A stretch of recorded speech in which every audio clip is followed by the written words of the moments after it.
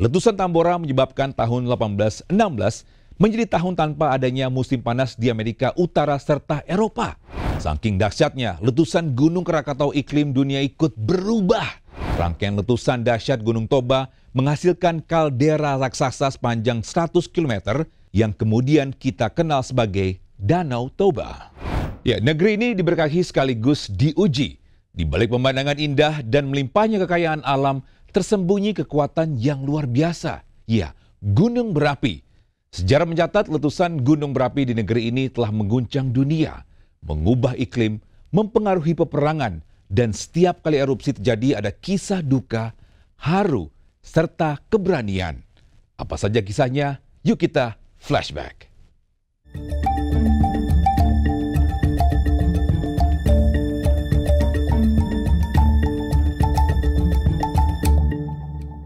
Gunung Lewatobi laki-laki di Flores Timur, Nusa Tenggara Timur kembali mencuri perhatian dunia. Pada 7 Juli lalu, gunung ini meletus 2 kali dalam sehari dengan kolom abu mencapai 18 km di atas puncak. Mengerikan sekali. Letusan gunung ini disertai dengan lontaran lava dan gas sejauh 5 km. Dampaknya, 2 bandara ditutup, 20 penerbangan internasional dan domestik di-cancel. Pada bulan-bulan sebelumnya, aktivitas vulkanik Gunung Lewatobi memang mengalami peningkatan. Hampir tiap bulan, gunung ini menyemburkan abu vulkanik. Ya, dari NTT kita geser ke perbatasan Jawa Tengah dan Yogyakarta. Di sana ada Gunung Merapi yang juga tak kalah aktif dari Gunung Lewatobi laki-laki. Jika kita buka kembali catatan sejarah letusan Gunung Merapi, salah satu yang paling banyak diingat orang adalah awan panas atau wedus gembel yang terjadi pada akhir Oktober hingga pertengahan November 2010 lalu. Letusan Gunung Merapi pada waktu itu diklaim sebagai letusan terbesar Gunung Merapi dalam 100 tahun terakhir. Total korban sepanjang terjadinya erupsi Gunung Merapi yang berlangsung dalam rentang waktu hampir 2 bulan itu diperkirakan mencapai 380 orang.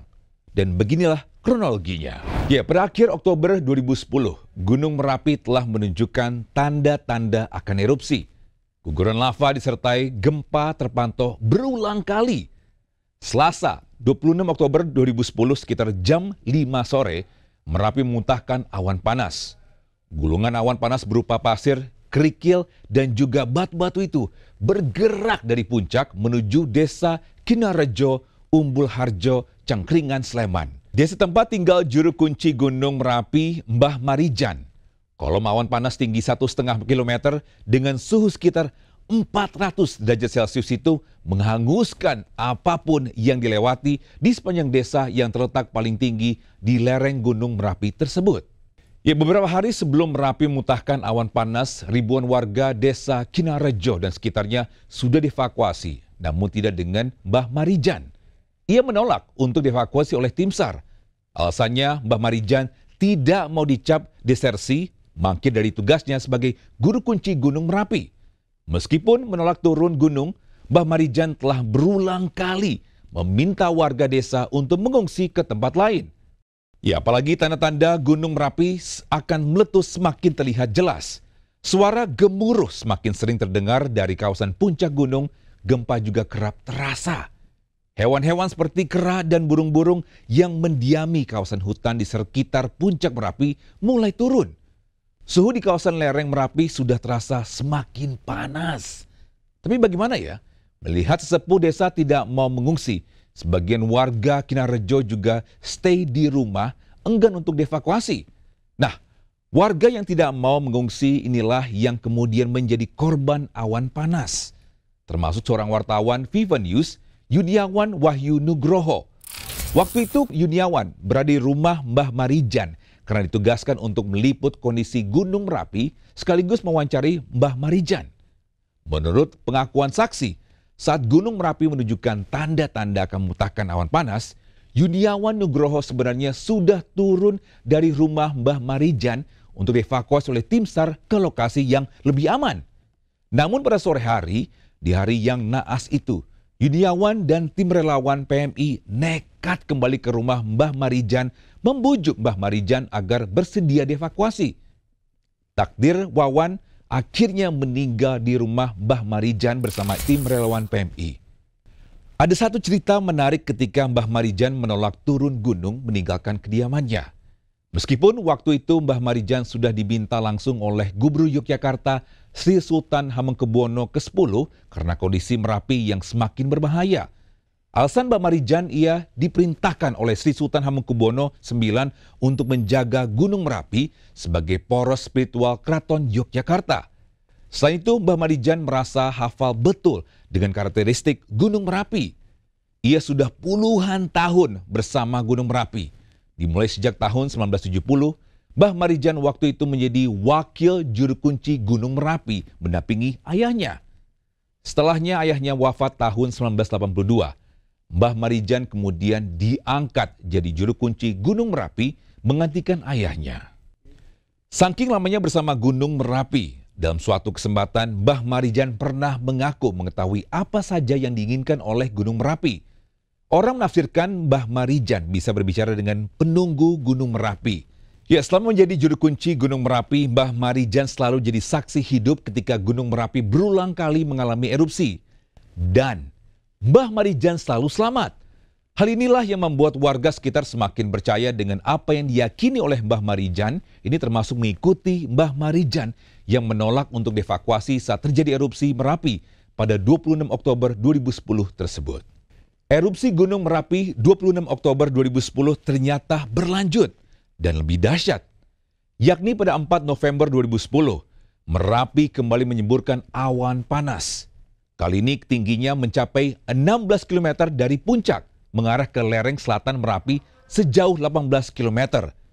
Sehari setelahnya, Merapi kembali memuntahkan material vulkanik. Jangkauannya bahkan lebih luas dalam radius 20 km dari puncak. 7 November 2010, erupsi terjadi lagi dan baru menurun 2 hari setelahnya. Total 380 orang kehilangan nyawa sepanjang erupsi Merapi mulai dari 26 Oktober sampai 8 November 2010. Gunung Merapi juga menyimpan kisah tragis. Meninggalnya 2 relawan karena terjebak awan panas di bunker di Kaliadem 14 Juni 2006. 2 relawan ini awalnya membantu mengevakuasi warga sekitar puncak Merapi dari awan panas.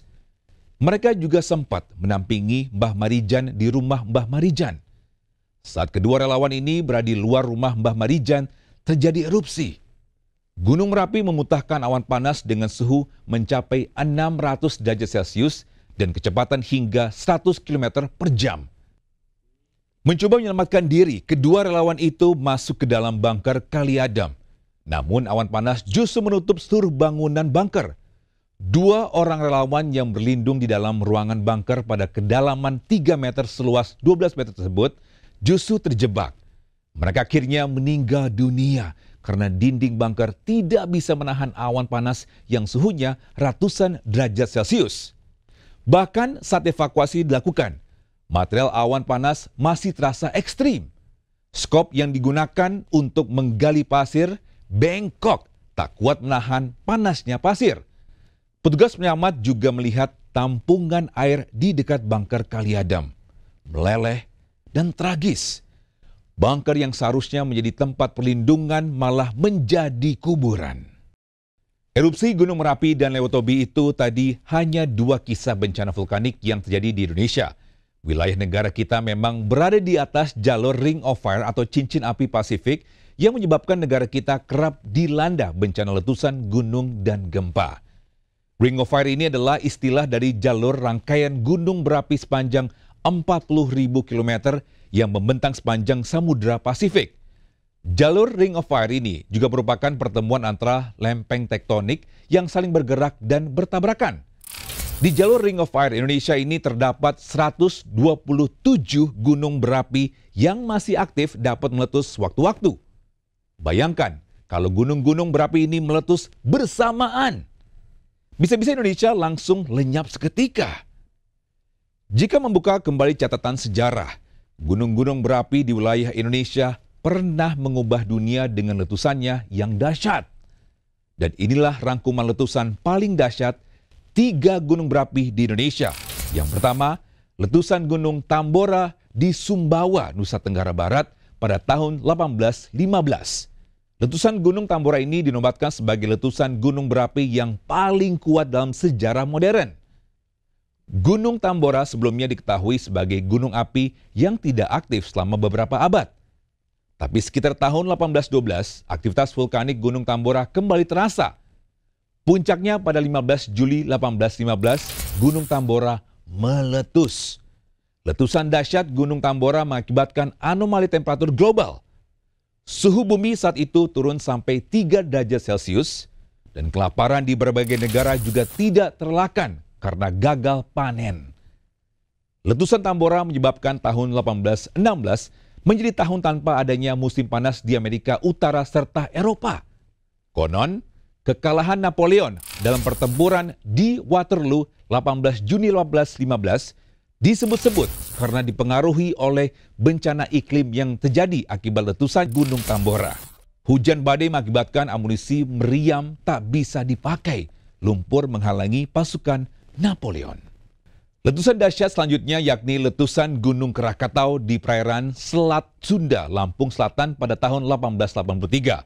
Waktu itu Krakatau memiliki 3 puncak gunung aktif yang saling terhubung, yakni Perbuatan di bagian utara, Danan di bagian tengah, dan Rakata di ujung selatan pulau. Pada 26 Agustus 1883, Krakatau meletus.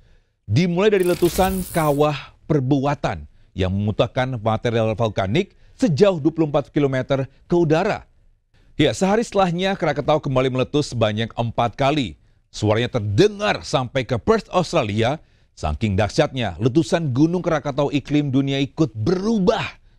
Dunia sempat gelap selama 2 hari akibat debu vulkanik yang membumbung di atmosfer yang terlihat sampai ke langit Norwegia hingga New York. Debu vulkanis ini juga mengakibatkan matahari bersinar redup bahkan sampai 1 tahun lamanya. Letusan besar ini juga membuat puncak kawah Perbuatan dan Danan runtuh hilang dari peta. Letusan ini juga memicu tsunami setinggi hampir 24 meter. Puncak gunung Perbuatan dan Danan yang hilang berubah menjadi kaldera di bawah laut.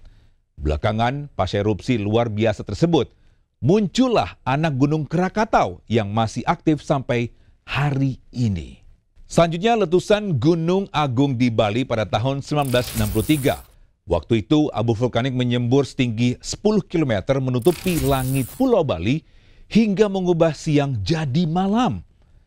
Abu belerang dari letusan gunung ini bertebangan ke seluruh dunia dan jejaknya sampai terlihat sebagai sulfur acid di lapisan es Greenland.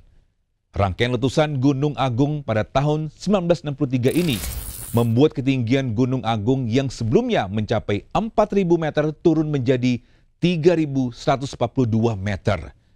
Sementara sebelum zaman modern, letusan gunung purba di Indonesia juga pernah mengubah peta dunia, yaitu letusan gunung api raksasa atau supervolcano Toba di Sumatera Utara. Gunung purba ini diperkirakan meletus 74.000 tahun lalu. Rangkaian letusan dahsyat Gunung Toba menghasilkan kaldera raksasa sepanjang 100 km, lebar 30 meter, dan kedalaman 508 meter yang kemudian kita kenal sebagai Danau Toba. Sebagai manusia kita tidak bisa menghindari bencana, tapi kita bisa menghadapinya bersama. Salah satunya dengan ilmu pengetahuan.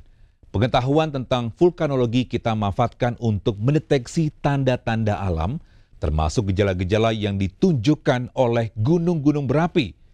Hidup di atas jalur Ring of Fire bukan berarti hidup dalam ketakutan, namun hidup dengan kesadaran bahwa alam bisa marah kapan saja. Dan saat itu tiba, semoga kita semua sudah siap. Terima kasih sudah menonton. Saya Togi Sinaga, sampai jumpa.